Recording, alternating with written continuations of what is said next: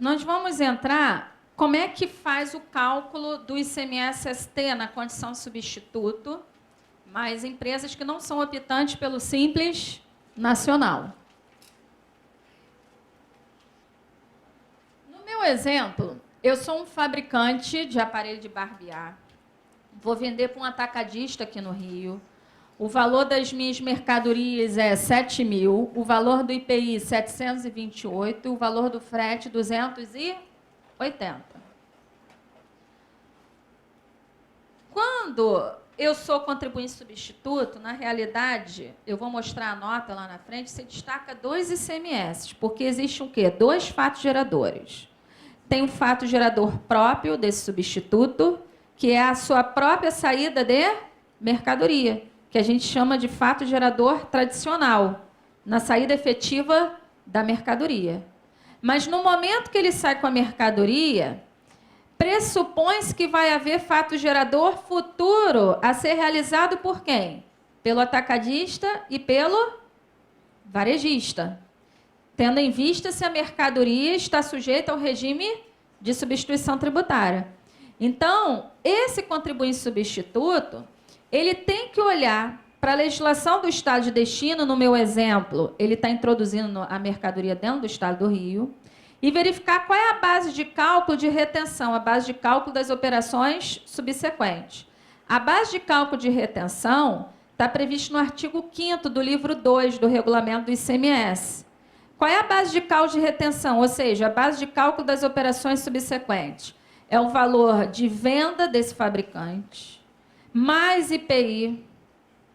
Tá? Se ele cobrar o frete na nota, se cobrar o custo desse frete do comprador, entra também o frete. Soma tudo e acrescenta a MVA. E joga sobre esse valor a alíquota interna dessa mercadoria. Se a alíquota interna dessa mercadoria aqui no Rio é 20, vai jogar 20 sobre todo esse valor. Aí vai achar o ICMS da operação subsequente. Só que esse ICMS ainda não é o ICMS retido. Por quê? Porque lá no artigo 8º da Lei Complementar 87 diz que o ICMS retido é a diferença do ICMS da operação subsequente, usando a base de retenção que eu acabei de falar e usando a alíquota interna desse produto do Estado de destino, menos o ICMS próprio do substituto, destacado o quê? Na nota. Então, vamos achar o ICMS próprio desse fabricante. Qual é a base de cálculo do ICMS dele próprio? É o valor da mercadoria 7 mil. Se ele está cobrando o frete na nota, esse frete compõe também a base de cálculo do ICMS dele. A base de cálculo do ICMS vai ser valor da mercadoria mais o frete. Porque lá no artigo 5º do livro 1 do regulamento do ICMS diz que se o frete for cobrado do destinatário, esse frete vai compor a base de cálculo do ICMS próprio.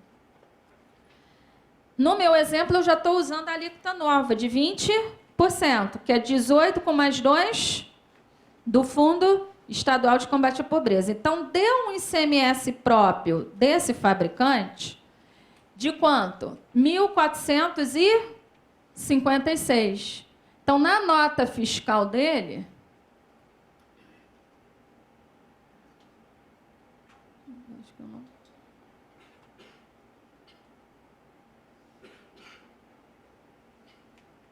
a nota fiscal aqui dele, depois eu mostro a nota. Ele vai ter destacado ali 1.456, só que falta ele achar o ICMS retido. Como é que ele chegou naquele valor de R$ 626,08? Ele vai pegar a base de retenção, de acordo com o regulamento do ICMS, a base de retenção é o preço de venda, quanto é? 7 mil. Com mais frete, na base de retenção sempre vai entrar frete. Quanto é o frete? 280. E mais o IPI.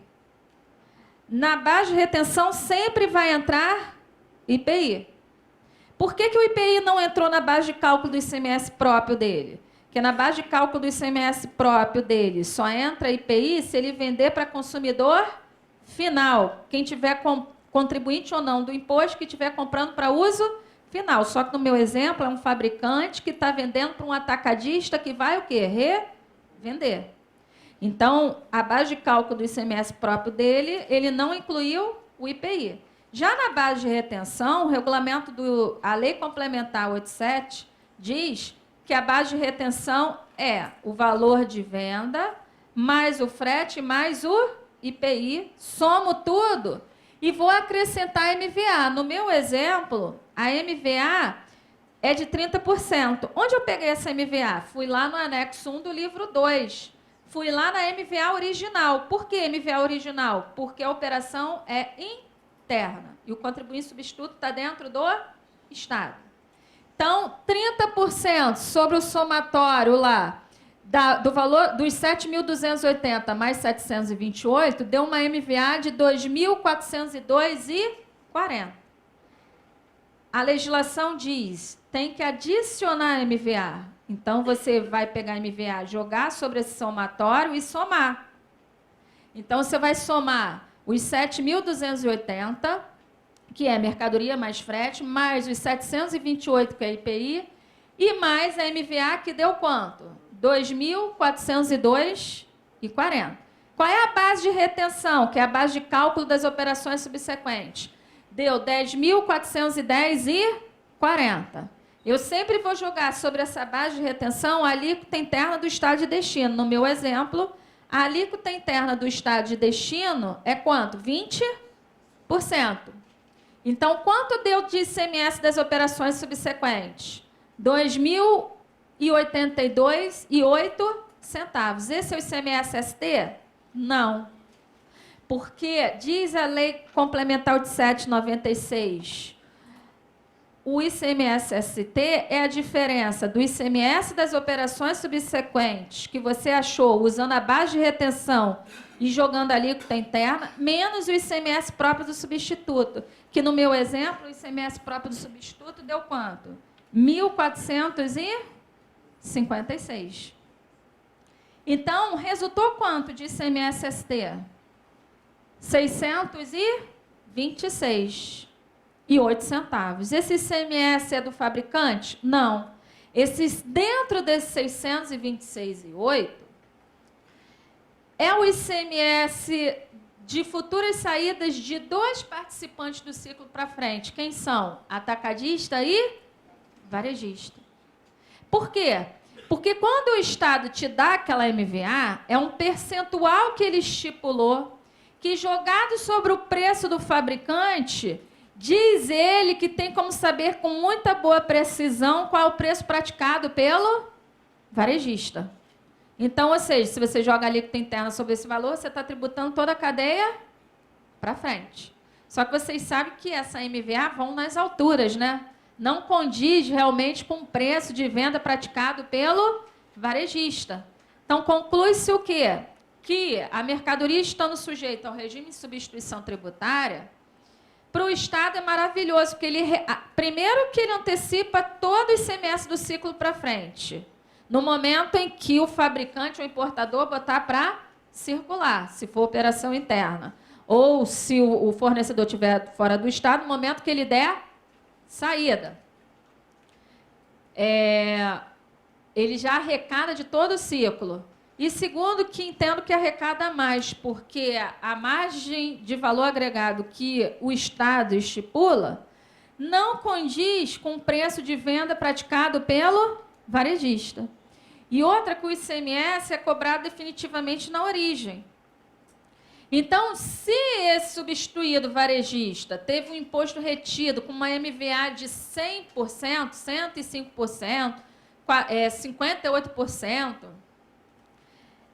quando ele vender, se ele fizer uma liquidação que o produto dele fica obsoleto rapidamente, ele não tem como pedir para o Estado a restituição desse imposto, que foi o quê? Recolhido a mais, levando em consideração uma margem muito mais alta que ele praticou. O Estado vai dizer, não, o ICMS-ST é recolhido de forma definitiva lá na origem. Se você, substituído, vendeu por um preço menor, usou uma margem menor, você não tem restituição. Se você usou uma margem maior, também não tem que complementar. A novidade com relação ao fundo é que você, ali no meu exemplo, eu estou apurando dentro da indústria. Quando a operação é interna, você tem o fundo tanto na base de retenção quanto na base do ICMS próprio do fabricante. Então, na próxima tela, eu vou estar mostrando a nova resolução do fundo. O conceito é igual da resolução 6556, que era a resolução anterior do fundo. Só muda o quê? O percentual do fundo. Então, neste caso, esse fabricante, no final do mês, vai ter que pegar as bases de retenções menos as bases do ICMS próprio. Do resultado, vai aplicar o quê? 2%. No meu exemplo, digamos que esse fabricante só teve essa saída nesse mês. Ele achou de imposto retido o quê? 626. Mas no DARD, ele não vai pagar tudo com código de receita de retenção.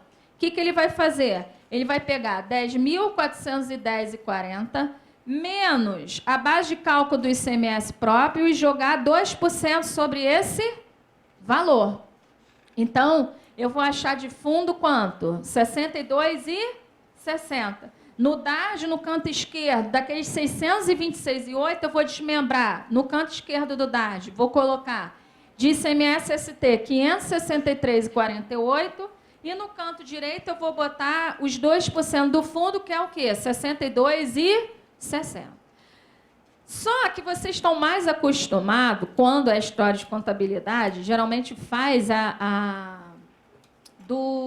escrita de quem é o substituído, geralmente responsável solidário, que está adquirindo o quê? De outro estado. Quando você adquire de outro estado, a base de cálculo do ICMS próprio do fornecedor não vai ter alíquota interna, vão ser as alíquotas o quê? Interestaduais de 12 ou de 4. Então, quando a mercadoria vem de fora do estado, tá? O Fundo Estadual de Combate à Pobreza, de 2%, vai incidir só sobre a base de retenção. Por quê? Porque sobre a base de retenção se aplica a alíquota interna do Rio de Janeiro e só há fundo sobre as alíquotas internas. Não existe fundo sobre as alíquotas interestaduais. Então, quando a mercadoria vem de fora do estado, os 2% do fundo vai ser calculado, no meu exemplo ali, só sobre os 10.410,40. O ICMS próprio do fornecedor não virá com a alíquota de 20%, virá ou com a alíquota de 12% ou com a alíquota de 4%, que são as alíquotas interestaduais. Ali já é diferente, é uma indústria dentro do estado apurando o seu ICMS-ST no final do mês. Então, se é uma operação interna, vai aplicar as alíquotas internas não só sobre a base de cálculo do ICMS próprio dele, mas sobre a base de retenção. Então, isso que eu acabei de falar, vai estar... Essa resolução foi publicada recentemente. É a resolução 987 de 2016, que revogou a resolução 6.556, que tratava do fundo com alíquota o quê? De 1%. Então, essa resolução já está atualizada para você apurar o fundo com alíquota de 2%. Inclusive, na parte da tarde, quando eu falar de SPED, lá diz quais são os códigos de ocorrências que você vai jogar no E110, que é o Fundo Estadual de Combate à Pobreza, você joga no campo deduções. Mas você tem que jogar, ao mesmo tempo, no campo débitos especiais, que é o campo 15 do E110. E vai ter que justificar 2 vezes no E111, cada um com código da tabela 5.1.1 específico. E isso está onde também? Na resolução 987 de 2016. Eu acabei colocando aqui só a nota do substituído. Substituído, o atacadista, por exemplo, se der saída dentro do estado, não destaca mais nada. Só que em dados adicionais ele vai ter que dizer que o imposto foi o quê? Retido na fase anterior, de acordo com convênio ou protocolo. não está aqui a nota do substituto, mas a nota do substituto vai ser assim. Ele vai botar a base de cálculo do ICMS próprio, valor do ICMS próprio, base de cálculo de retenção e valor do imposto retido. Como esse imposto retido não é dele, é da fase seguinte, esse imposto retido é somado ao total da nota. Então, o total aqui da nossa nota vai dar quanto? 8.634,08, que vai ser 8.008, que é o somatório da mercadoria, mais frete, porque no meu exemplo estou dizendo que ele está cobrando frete na nota, com mais o quê? O IPI, o total da nota, porque o IPI é um imposto cobrado no total, é um imposto cobrado por fora, só que está faltando ali, naqueles 8.008, somar o quê? O imposto retido de quanto? 626,08. Então, o total da nota desse substituto vai dar 8.634,08 centavos. E aí, quando ele gerar o boleto, ele vai gerar o boleto nesse valor total. O substituído, quando pagar ele, vai pagar o valor da mercadoria mais o imposto que ele recolheu para o Estado. Então, conclui-se o quê? Que o contribuinte substituto, ele age como um mero arrecadador para o Estado. Nesse meu exemplo, esse fabricante vai pagar no dia 9 do mês seguinte o imposto retido para o Rio, mas quando o cliente dele pagar pela mercadoria, vai estar lá dentro do boleto o imposto que ele reteve. Quem é varejista, que estiver usando equipamento de cupom fiscal, mesmo sendo optante pelo Simples, diz o livro 8 do regulamento do ICMS, você tem que colocar todas as situações tributárias da mercadoria, inclusive aqueles restaurantes que pagam, não é mais de 2%, é 4% sobre a receita. Tem que botar a situação tributária. Se o produto é isento aí de isento, se é não tributado, é não tributado, e no caso de substituição tributária, é F de fonte. Quando esse varejista já estiver na nota do consumidor eletrônica, e se ele não for optante pelo Simples Nacional, ele vai usar o co-situação tributária 500, se for optante pelo Simples, e o co-situação tributária 60, se ele não for optante pelo Simples Nacional. No DANF da NFCE, só sai o valor da mercadoria e a descrição. A parte da tributação sai dentro do XML que é enviado para o Estado. Deixa eu dar um alerta aqui para vocês. Muitos varejistas já estão emitindo a nota do consumidor eletrônica. O que acontece? Quando você pega o DANF da NFCE, está lá bonitinho, impresso, descrição da mercadoria e valor. A parte de tributação, que seria a situação tributária do ICMS, base de cálculo, alíquotas, vai dentro do XML. As pessoas não estão vendo os XMLs. Já peguei várias situações em que a mercadoria está sujeita a ST e o software está puxando com código normal, 5102. Quando a mercadoria está sujeita a ST, no XML desse varejista, tem que ir com que código? 5405. Então, está indo o quê? Tributado. Ou ao contrário, tem mercadorias que não estão na ST e o software que está puxando informações do banco de dados da empresa, muitas das vezes o banco de dados da empresa está correto, a mercadoria não está sujeita a ST, mas ele puxa como se tivesse sujeito e está indo lá no XML com o CFOP 5405, e quando você bota o CFOP 5405, a base de cálculo do ICMS sai zerada. Então, se é uma empresa, lucro real ou presumido, o XML dessa NFCE vai para o SPED. Então, está indo para o SPED sem tributar. Então, vocês revejam isso, principalmente história de contabilidade. O pessoal só está olhando para o DANFzinho da NFCE, mas não está olhando para dentro do XML. Se o software da NFCE está puxando corretamente do sistema. Deixa eu te dar um exemplo. Teve uma dessas empresas que eu fiz um teste. A mercadoria, ele deu lá R$5 de desconto. No DANF saiu direitinho. Valor da mercadoria 10, desconto 5, valor líquido R$5. Sabe como é que estava indo no XML? Base de cálculo do ICMS, R$10. O software não estava parametrizado. Ou seja, é uma empresa do lucro presumido. Estava indo para o SPED um imposto a maior. E você está recebendo todo mês com valor menor, porque você está dando o quê? Desconto. Esse desconto só está saindo correto no documento auxiliar da NFCE, mas não está indo corretamente lá no XML. Então, o certo, quando o varejista vai implantar a NFCE no seu estabelecimento, quem estiver auxiliando ele, você não precisa fazer isso todo mês. Basta fazer uma vez só. Fazer o teste dos XMLs. Vou fazer um teste das mercadorias sujeitas a ST, das não sujeitas a ST. Vou fazer um teste de venda com desconto, porque a NFCE tem um ambiente de teste. E você verificar se o software está puxando o quê? Corretamente essas informações. Porque, senão, o que acontece? O SPED fiscal vem as informações do XML. Se o teu XML está contaminado, ou seja, está tudo parametrizado errado, consequentemente, vai apurar errado, ou para mais ou para menos.